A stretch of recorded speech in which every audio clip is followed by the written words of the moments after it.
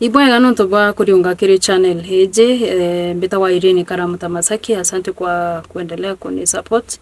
Kama uja subscribe, please subscribe, finya hiyo subscribe button ili tuanze pamoja. Na jakawaidhere channel heje mnajua ni ya Kimeru. Lakini because of public demand leo tunafanya in English and Swahili mixed because of public demand, because we want to learn a lot about our psychology, about our behaviors, na I don't want to leave anyone behind. So today we have our psychologist who is also another Nina Kinya Gitonga, na ukitaka kufuatilia Nina, please follow her on a social media account Nina Kinya Gitonga, ako in all social media account or on all social media platforms. Follow her, na pia ameandika vitabu ziko Nuria, wale wako Kenya, kuna Nuria Kenya, you can order your book there. There is also Amazon for those who are outside Kenya or outside our country, so order your book and usome mambo about House of Hunger. Sababu hii Kenya, you see, we are fighting a lot of depression, we are fighting a lot of traumas and other things that we don't know even they are affecting us in our day-to-day lives. So it is better you have that book, and also follow these sessions, sababu si moja, follow these sessions to the end. I know at the end of each session we shall be learning one or two things that will help us in our day-to-day lives. In addition, Kenya has a launch on 2nd of next month, that is December 2nd, hapa Nairobi. Namba yake ndio hii, tafadhali mpigie ili ujue how to book a ticket, so that we will meet there on 2nd of December. So today we are learning about GBV, gender based violence. Gender based violence wengi hatuelewi.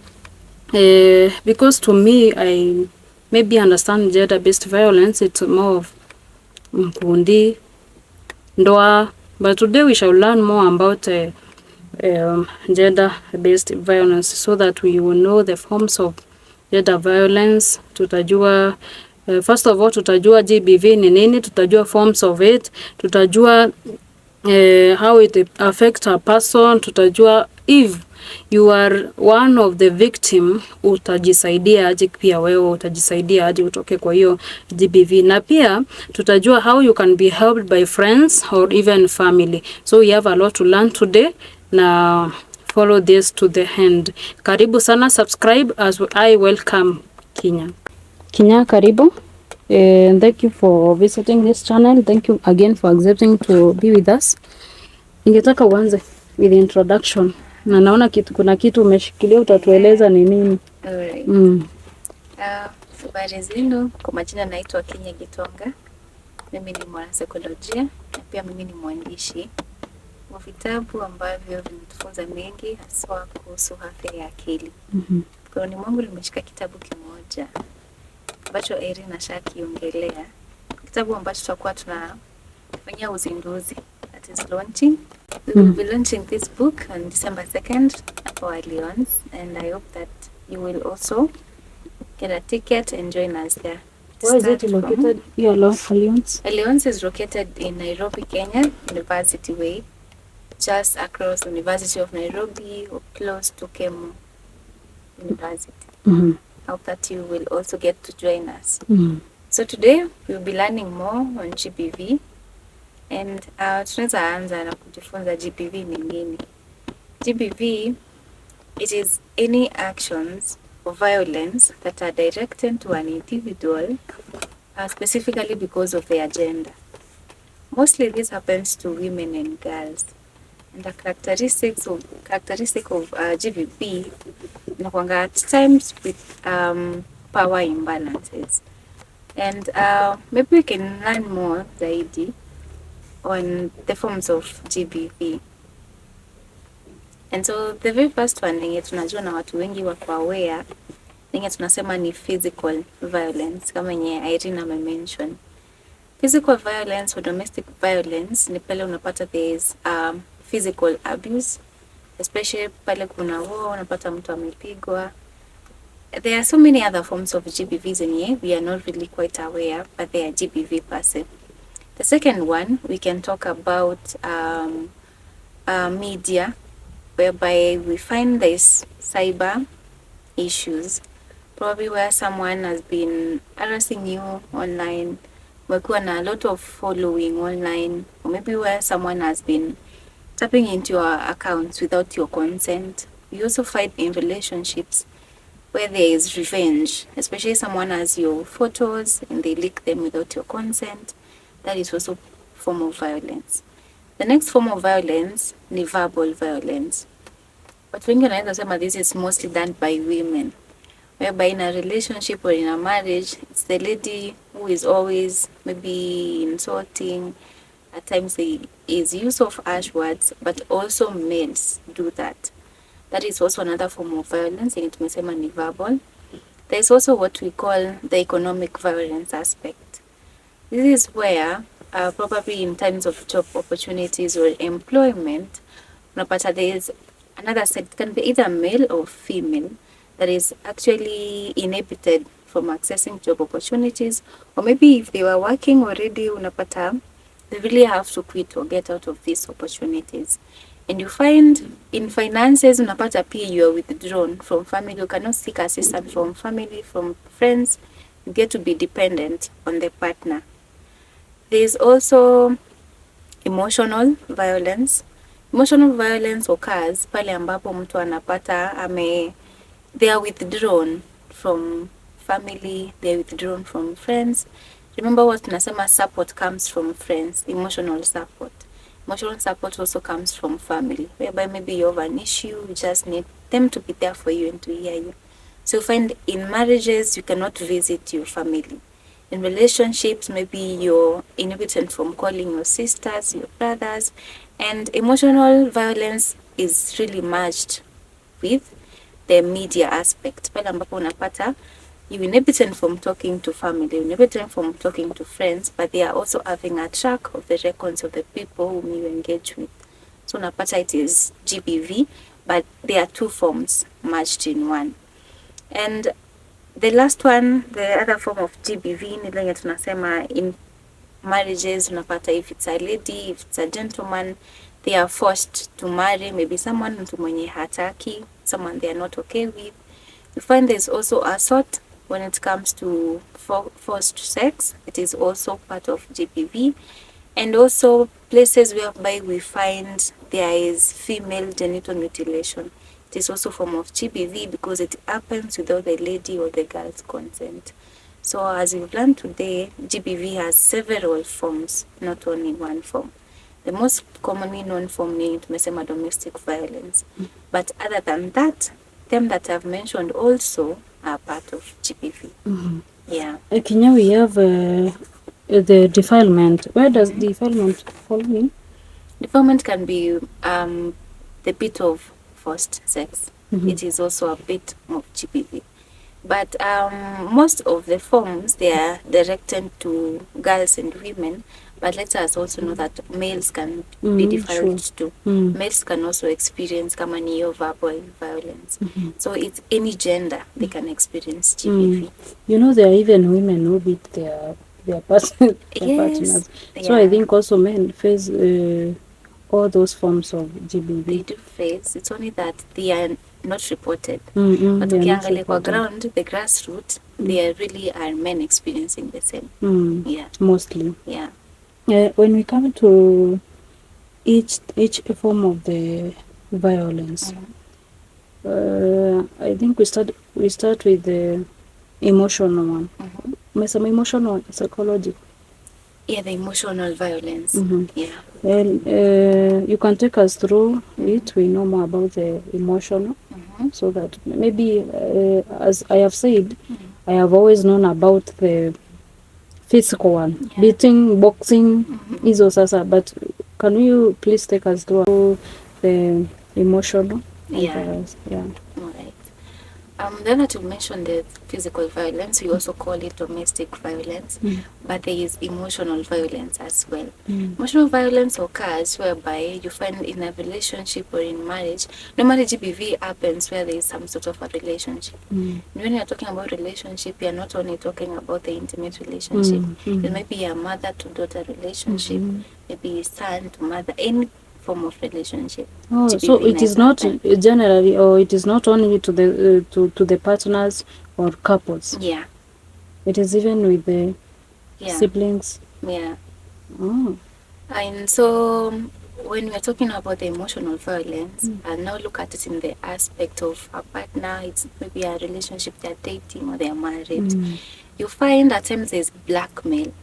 Blackmail ni ile yenye they want something from you, but they really have to play around with your emotions to trigger you into accepting what they want. Or you find what we call gaslighting. Gaslighting is whereby you've really done nothing wrong, but maybe it's them that have done something which is not okay, but they manipulate the situation with words until it looks like you're the one who has done what is wrong. And also, you find maybe you need something, but they don't want to give in. So all the time it's just bring about with your emotions, with your emotions. But then when it gets to be violence, remember we said it's not an issue until it starts affecting you. And maybe how you relate, your day-to-day life routines. So it happens maybe you just want to visit home, but you cannot. Because they always have free zones on their fingertips where you should not do this, you should not do that. In short, they are really withdrawing you from people that are close to you. And we know support, we said support is not only financial support. Maybe I have finances, but I have an issue that I need assistance with. And so you find in relationship, you're really withdrawn from people that are close to you. At times, we just need support by calling and asking for information. Or do I do this? Or do I do that? Maybe I'm having issues in my business. Would you assist me with ideas? But you find the partner does not want you to associate with anyone. It's just you and them. It's more of you are living in a cocoon. You are the only one. And we know that withdrawing and whereby you're just existing you alone, at times you have psychological issues that you just need someone to hear you out, but you cannot because they only want you to engage and speak to them. So emotional violence, it's whereby you're really withdrawn from people close to you. Maybe you just want to visit home, but you cannot unless they are there. You want to go shopping, maybe you have a girl's day out or maybe a gent's day out, your own me time, but you cannot because they are not okay. And they will always have reasons and excuses to convince you not to. Yes. The other one is economic. Yes. Yes, there's also economic or maybe financial violence, whereby it's more of, right now the economy is a little bit difficult. So often everyone is trying several ways of earning a shilling. Then you find in such relationships, it's whereby you find, mostly it happens on the females, but also males it happens. And in the financial aspect, we are looking more on the power imbalances, whereby the perpetrator has to be in a position whereby they have an upper hand, maybe in finances. And so you find they will convince the partner that you do not need the job you have because they have the ability to provide everything.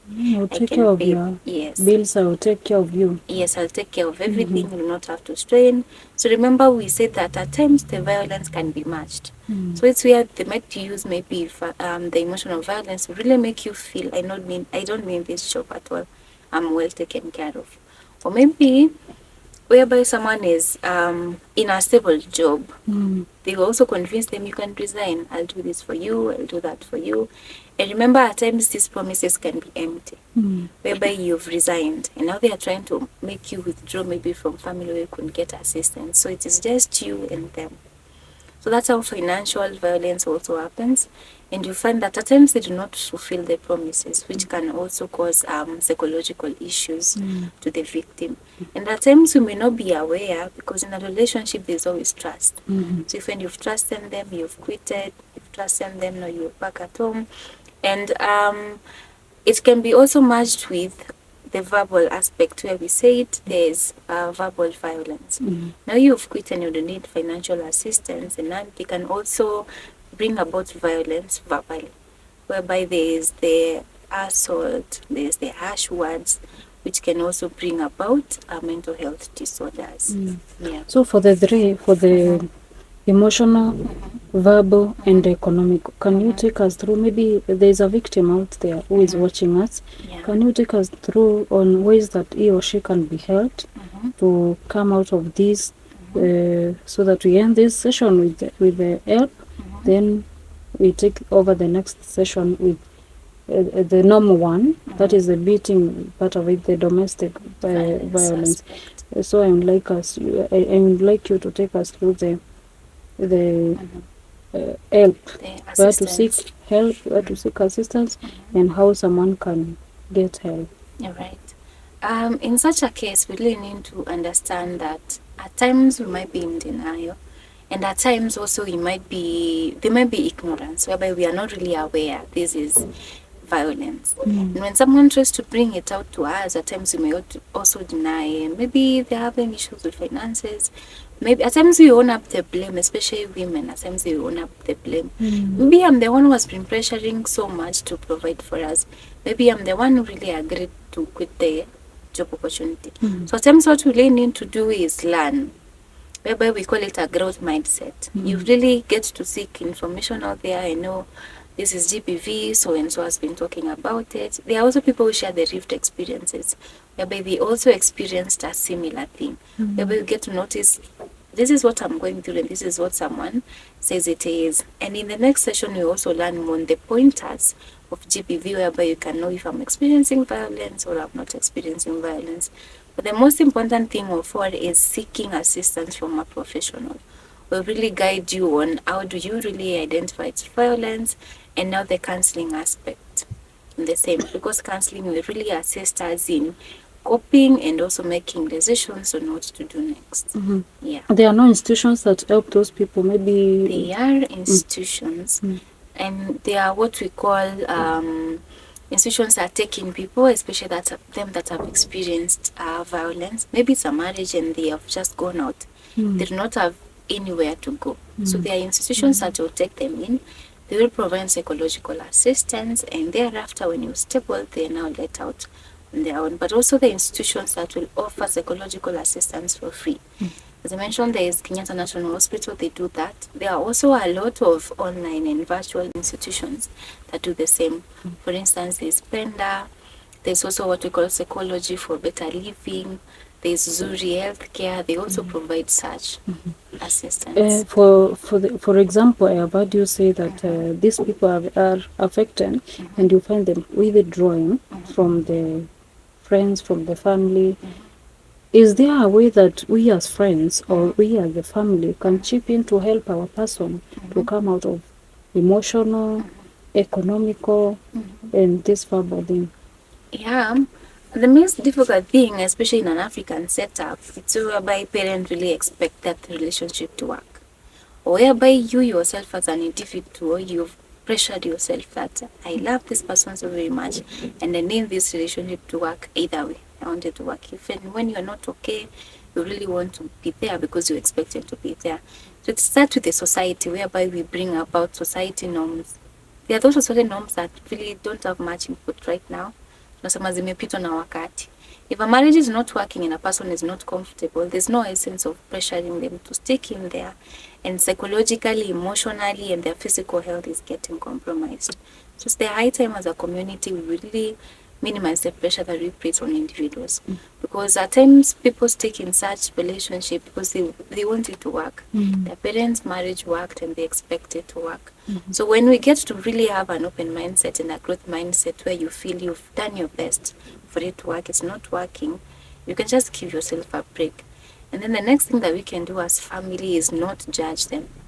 At times when someone comes and tells you, my partner has been doing this and this, you're quickly to judge and assume you're the one who perpetrated it. But you've not listened to them. You've not heard even the side of the story. It's very nice that we offer support. We call it unconditional positive regard. No matter what, you support this person, because picking out such an issue is difficult. Believe you me, this person took time. They took a lot of nights to compose themselves to actually reach out for help. So when you push them away and we judge them, it really does more harm. than assistance. And the next thing is that at times we just give up on them. I've been telling them for several years, nothing is working.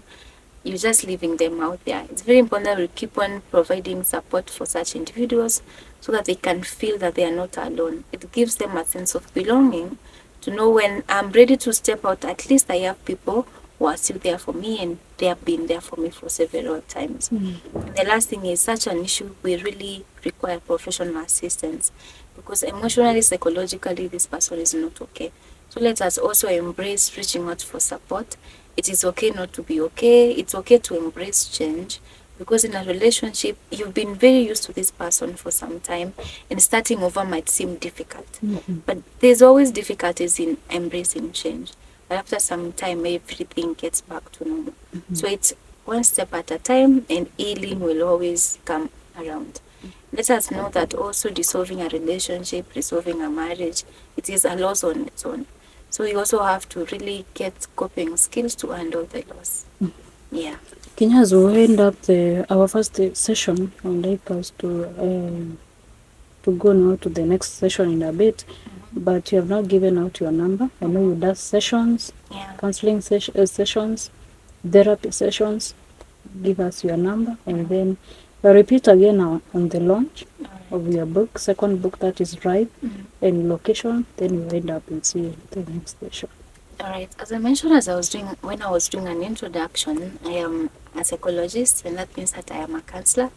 I do offer sessions for them that are around, that is physical, 1,000 per session, and for those that are far, we can do phone calls. We can also do virtual counseling at 100 per session. And everyone is welcome to always reach out. You can also do inquiries and consult regarding the same. It's not going to diagnose yourself that you're experiencing this and this. It's important that you get to hear from a professional.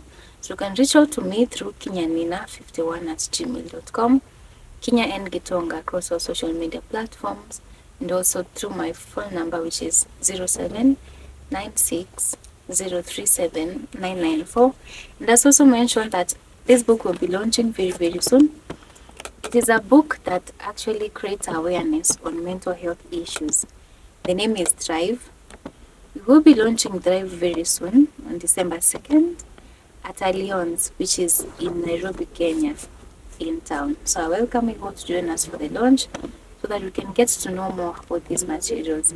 And remember that my books basically are about mental well-being.